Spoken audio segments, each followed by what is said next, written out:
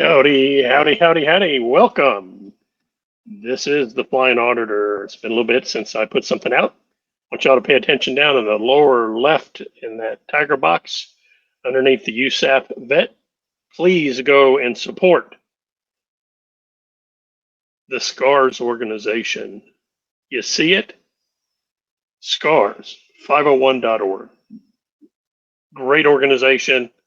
I support it.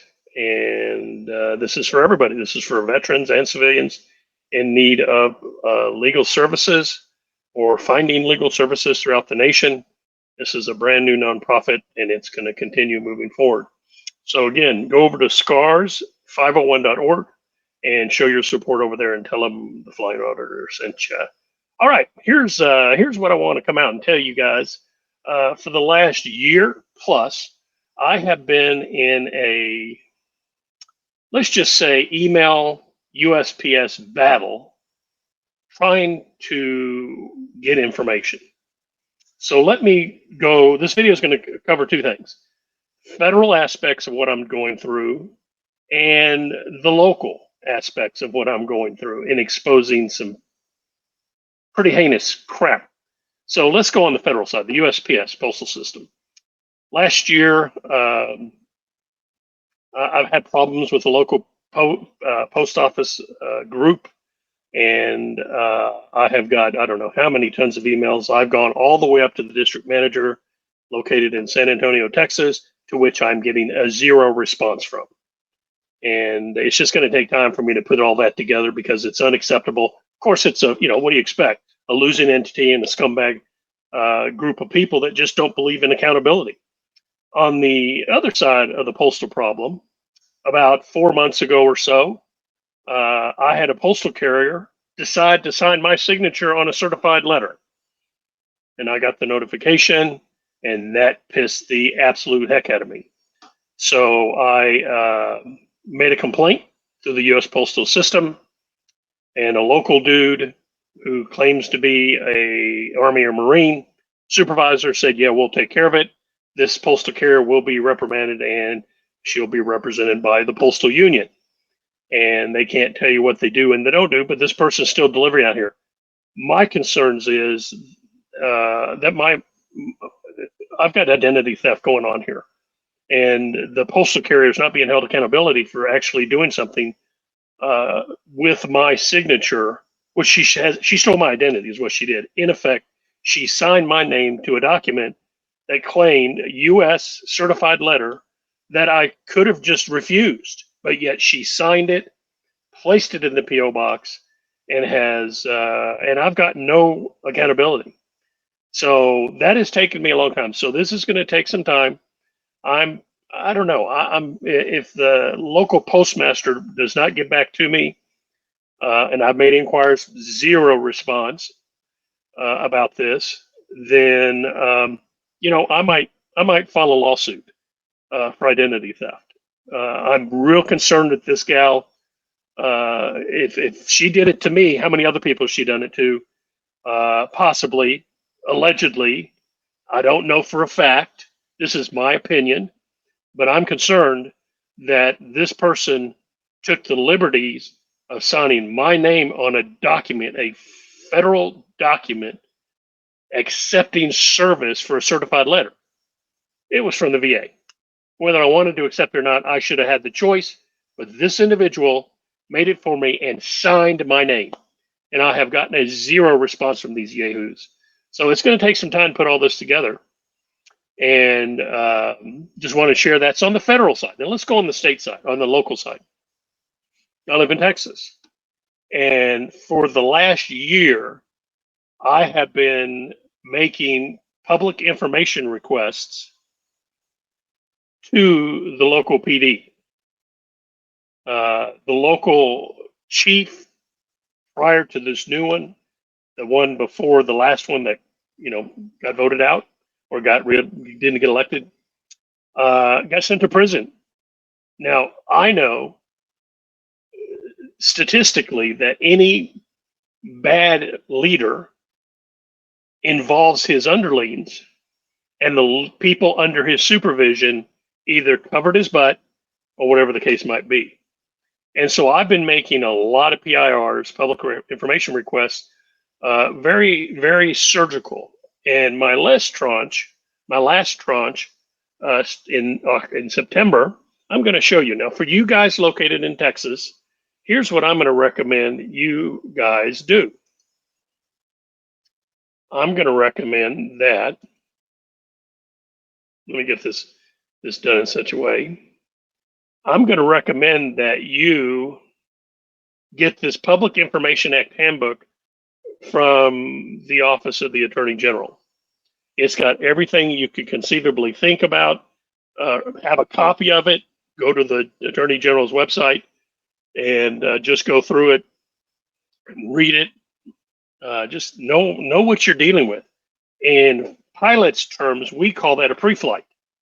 And I've had people argue, well, nobody's going to do that. They're just going to go out and go fly by the seat of their pants, and something happens, it happens. Let me tell you, if you're the person that say that, you're an idiot and you're a fool. You're risking your life, liberty, and money because you elect not to prepare. If you know this stuff, it's going to help you. If you're just that lazy and you just want to get content, that's your choice, man. I mean, who am I to tell you? I'm just an old guy on YouTube here. But please get this document for you guys in Texas, or you guys planning to come to Texas, so you can make sure that if somebody, a Leo or somebody's a public servant, spits out some bogus nonsense, you've got case in point that you can articulate. So I recommend you get that. Now here's what I've done, and I redacted this letter. I made a request from the local PD regarding the number of excessive force complaints for 2024. And basically, the attorney for the city I live in sent a letter out to the Attorney General asking for guidance. And I, in turn, because you have 10 business days to get it. So on the 10th business day, I didn't get it. So I fired something out to the local PD and said, through the PIR department, I said, where's my stuff? I requested it. You've given me nothing. This is the 10th day. I should have something in my hands. And then the person articulated, we sent it to our attorney. Said, it doesn't matter. Your attorney, you need to follow the law and give me what I've asked for. And so what I did is I went out to the Attorney General's website and I did a public information request on what the attorney from my city sent to them, asking questions about release of the number of excessive force complaints, the badge numbers, and the Leo's names associated, substantiated or otherwise. And I'm going to be looking over, but here's what you'll see. The city received a request from me, 16 September, and it was enclosed in Exhibit A. We'll go down and show you that stuff. But here's what they did. The line right here is, if you can see this right up here. Whoops! Don't tell me you're going to be foolish. Yep, there we go. Yeah, you gotta love this. Let me see. Can I do it? Yeah, there we go. All right. Up here, and where it says the local code, and I've downloaded the code, and it's basically what they say. But here's what they're contending. They are stating that the information I'm seeking is exempt from releasing it to the government, to the people asking for it. And there's two types of files. And the first type of file is one maintained in the Officer's Civil Service file.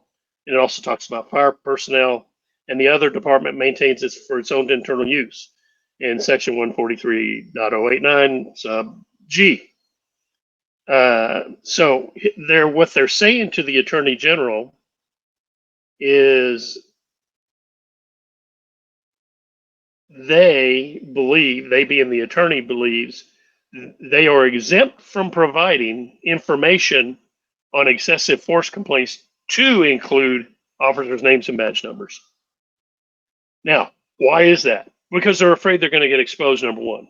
On the other side of the coin, if they release it, which I don't know if there's precedent out there, but it will expose the bad guys, which should be done. It should be public records. But they're saying the information is only maintained in the officer's G, what they call the G file, and must not be released to me, the requester. The city respectfully requests the exhibit, and I'll show you here in a minute, be withheld from required public disclosure. Interesting. So let's go down. There's Exhibit A, and here's what I sent in. I wanted the time frame, the total number of excessive force claim names, and badge numbers of those accused. And I've redacted information because I don't want any people's names where I live or anything else that I put out yet, till I'm ready for that. And this is what I never received, but the Attorney General sent to me free of charge. So this is what they had on their back end. They received my request, and then I will be requesting from the professionals. If you go down to this section here, I'll be requesting information from blank in the professional standards shortly.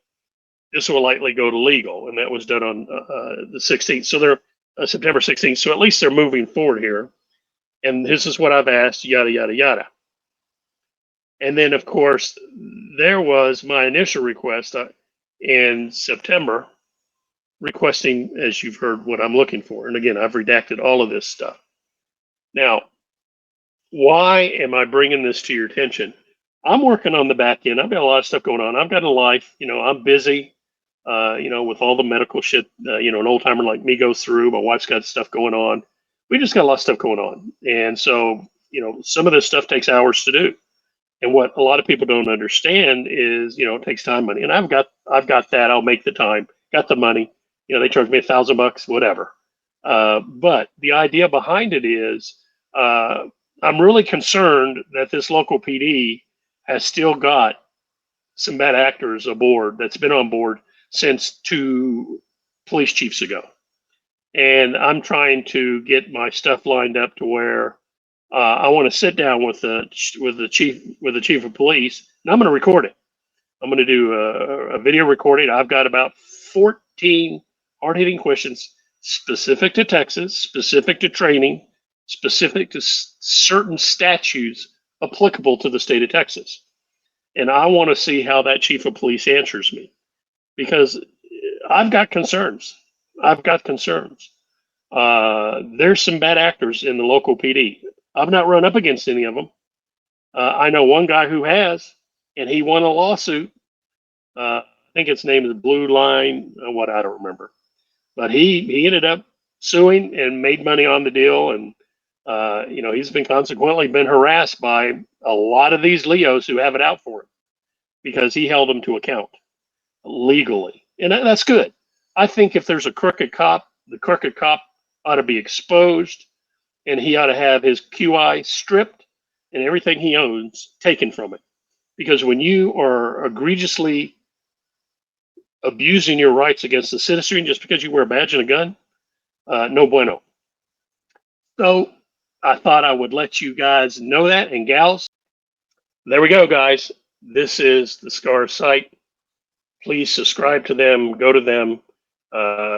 Great people running it. If you don't like the founders, your wood's wet. Forget about the personalities. Look at what's being done for the people. It's a great organization, and the man who put his heart and soul behind this, and I can tell you factually that he does care. And some people don't like him just because of who he is and because he loves trolling on you and all that good stuff. But still, this is a great nonprofit for everybody. Go to it, read what they can do for you. Hope you can use it. This is the Flying Auditor. I'm out, and I hope you have a great day. God bless America. God bless our troops. Tell somebody that you see in a veteran's hat, or you see anybody in activity, thank them for what they're doing. That means the world to people. We're out of here. You guys realize that this U.S. Supreme Court ruled that you do not, and it is not a privilege of your freedoms to film us, right?